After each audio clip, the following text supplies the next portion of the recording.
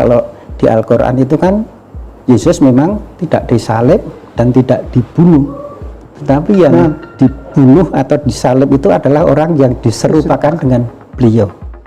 Nah, kita ingin dari Wikipedia atau dari Alkitab itu sendiri yang mengungkap bahwa sebenarnya Yesus itu tidak disalib, tetapi orang yang diserupakanlah yang disalib. Nah, insya Allah. Tafadhol.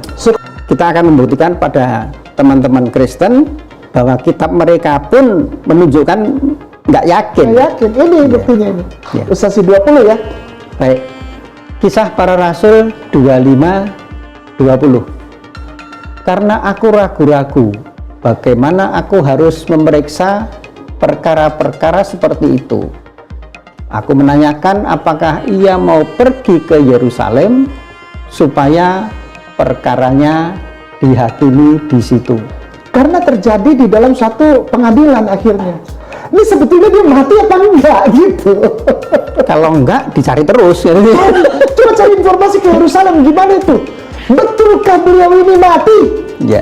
Karena apa? Karena aku ragu-ragu. Ya. Ya, jadi semua orang Yahudi ragu. Keraguan ini sampai mau dibawa ke pengadilan, ceritanya gitu ya. Oke, lanjut ya. Iya, lanjut ya. Baik. Matius 26:48. Ketik dulu Matius 26:48. Kita baca yang atasnya dulu. Yang ini, enggak, yang ini yang tebal aja 48 ini. Yesus ditangkap itu nggak dibaca ya? Mana? Orang yang menyerahkan dia telah memberitahukan tanda ini kepada mereka. Iya. Orang yang akan kucium itulah dia, tangkaplah dia. Iya. Ini kan rekayasa si pelapor ya. Pelapor ya, pelapor. Pelapor nanti memberitahukan kepada Intel, Intelnya Roma, tentaranya Roma yang menyamar. Iya. Si Yudas ini akan mencium seseorang, dan yang dicium itu adalah Yesus. Maka tangkaplah dia, kan gitu kan? Nah ini Bible sendiri yang bilang. Nah, nomor 48 ini diartikan oleh apa?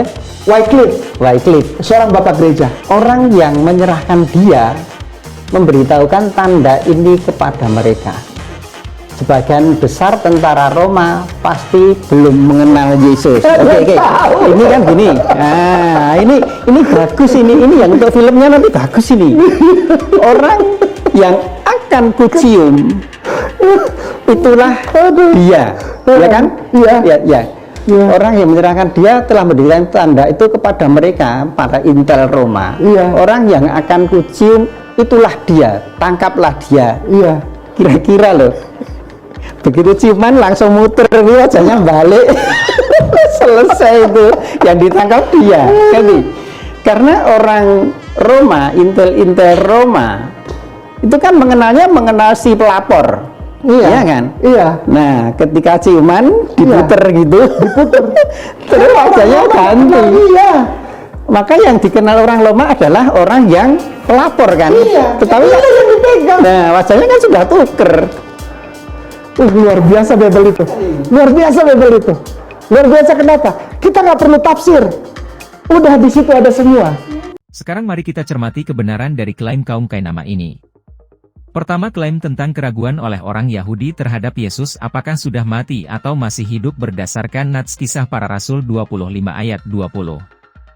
Nats ini berbunyi, karena aku ragu-ragu bagaimana aku harus memeriksa perkara-perkara seperti itu, aku menanyakan apakah ia mau pergi ke Yerusalem, supaya perkaranya dihakimi di situ. Latar belakang timbulnya Nats ini adalah di mana Rasul Paulus ditahan dan sidang oleh Festus, seorang hakim dari Kaisarea. Ia disidang di hadapan pengadilan Kaisar, karena banyak tuduhan orang Yahudi kepada Rasul Paulus namun tidak dapat dibuktikan. Salah satunya adalah tentang pertengkaran atau berselisih paham antara para tetua Yahudi dengan Rasul Paulus tentang soal-soal agama mereka, dan tentang seorang bernama Yesus, yang sudah mati, sedangkan Paulus katakan dengan pasti, bahwa ia hidup.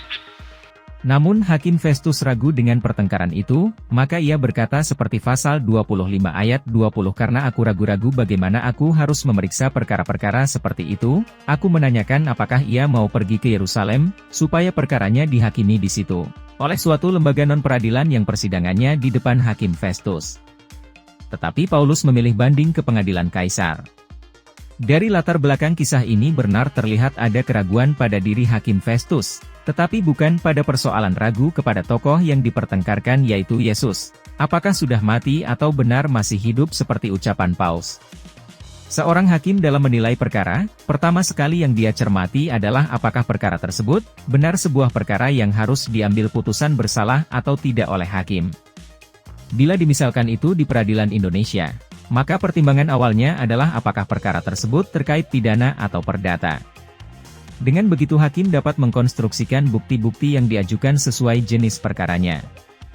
Karena Hakim Festus sesungguhnya tidak menemukan jenis pertengkaran Paulus dengan para tetua Yahudi tersebut adalah sebuah perkara yang layak sidang peradilan, mengingat perselisihan tersebut hanya sebuah perdebatan argumen atau perdebatan pendapat yang tidak ada kaitannya dengan kriteria perkara pidana ataupun perdata. Karenanya, Hakim Festus menawarkan persidangan tersebut agar dilakukan di persidangan lembaga non-peradilan lainnya, namun Paulus memilih banding di peradilan Kaisar. Jadi sangat jelas, bahwa tuduhan Kainama terhadap keraguan dari orang Yahudi yaitu Hakim Festus bukanlah menyangkut kematian Yesus tetapi keraguan terhadap perkara pertengkaran tersebut apakah dalam ranah pidana atau perdata, sebab unsur-unsur yang ada dalam pertengkaran atau perdebatan tersebut tidak ditemukan untuk didalilkan sebagai suatu perkara pidana atau perdata. Maka tuduhan ini sangatlah menyesatkan. Kedua, klaim tentang wajah yang diserupakan sebagai pengganti Yesus yang disalibkan. Landasan kajian berdasarkan Matius 26 ayat 48 yang berbunyi, orang yang menyerahkan dia telah memberitahukan tanda ini kepada mereka, orang yang akan kucium, itulah dia, tangkaplah dia. Disebutkan pemilik wajah yang diserupakan tersebut adalah Yudas Iskariot, yang juga merupakan salah seorang dari ke-12 murid Yesus. Momen pertukaran personal ini disebutkan manakala fenomena Yudas memeluk Yesus dan mencium pipinya, saat itulah Yesus berbalik. Peristiwa ini terjadi tengah malam di Taman Getsemani. Saat Yesus usai berdoa memohon kepada Bapanya jika bisa cawan ini berlalu dan tidak pernah terjadi.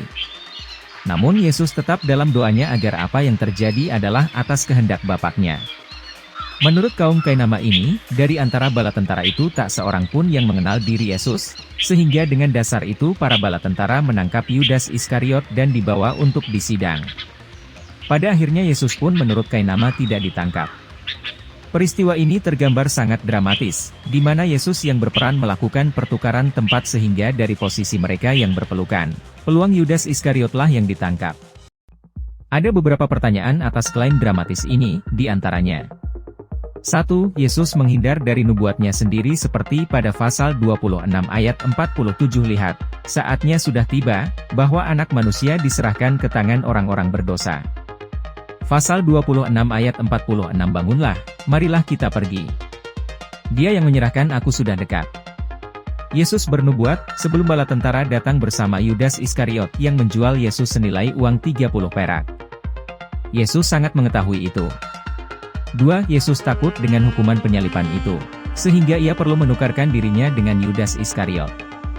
3. Para intel bala tentara bodoh tidak mampu mengidentifikasi target tangkapannya. Mari kita analisis fakta kebenarannya. Dari fenomena kejadian di tengah malam itu, tidak sedikit pun Yesus memperlihat rasa takut untuk menjalani hukuman atas tuduhan orang Yahudi yang tidak mendasar itu. Sebab ia pun telah membicarakan itu dengan Bapaknya di sorga.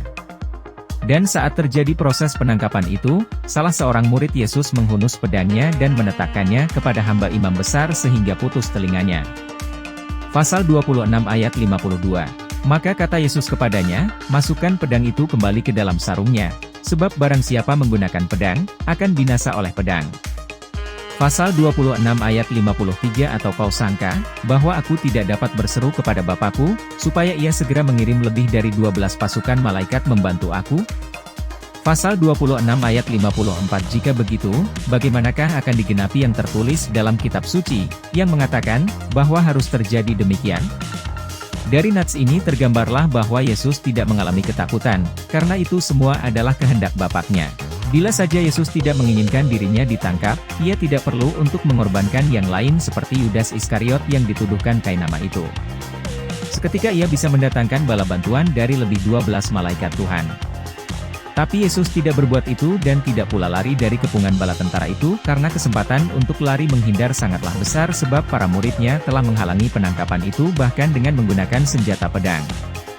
Tapi semua itu harus terjadi demikian. Sudah menjadi kebiasaan atau telah menjadi standar operasional prosedur untuk penangkapan seseorang itu, harus didahului oleh identifikasi target yang jelas yang dilakukan oleh para intel. Pengidentifikasian target ini tidaklah dalam waktu sehari dua hari. Tetapi itu bisa terjadi hingga berbulan-bulan untuk memastikan bahwa target tersebut adalah objek yang benar. Jadi intel itu tidak dungu, tidak mengenal targetnya. Karenanya sangatlah janggal apabila bala tentara dan para intel yang ada dalam pengepungan ini sungguh tidak mengenal Yesus sebagai targetnya.